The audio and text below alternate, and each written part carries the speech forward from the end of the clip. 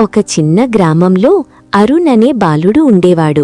ఒకరోజు రోడ్డు పక్కన బలహీనంగా ఉన్న చిన్న పప్పీని అతను చూశాడు. ఆ పప్పీకి ఆకలివేసి వణుకుతోంది. అరుణ్ దయతో దాన్ని ఇంటికి తీసుకెళ్లి బంటి అని పేరు పెట్టాడు. ప్రతిరోజూ బంటి అరుణ్తో కలిసే స్కూల్ వరకు వెళ్లి గేట్ దగ్గర వేచి ఉండేది. ఒక వర్షపు రోజు అరుణ్ నది దగ్గర జారి పడిపోయాడు. వెంటనే బంటి గట్టిగా మొరుగుతూ గ్రామానికి పరిగెత్తి సహాయం కోరింది. గ్రామస్తులు వచ్చి అరుణ్ను రక్షించారు. అరుణ్ బంటిని ఆలింగనం చేసి "నువ్వు నా బెస్ట్ ఫ్రెండ్" అన్నాడు.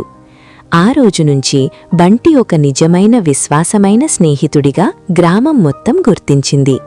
నీతి: నిజమైన స్నేహం ఎప్పుడూ విశ్వాసంగా, ధైర్యంగా ఉంటుంది. మరి మీ నిజమైన స్నేహితుడు ఎవరో కామెంట్ చేయండి.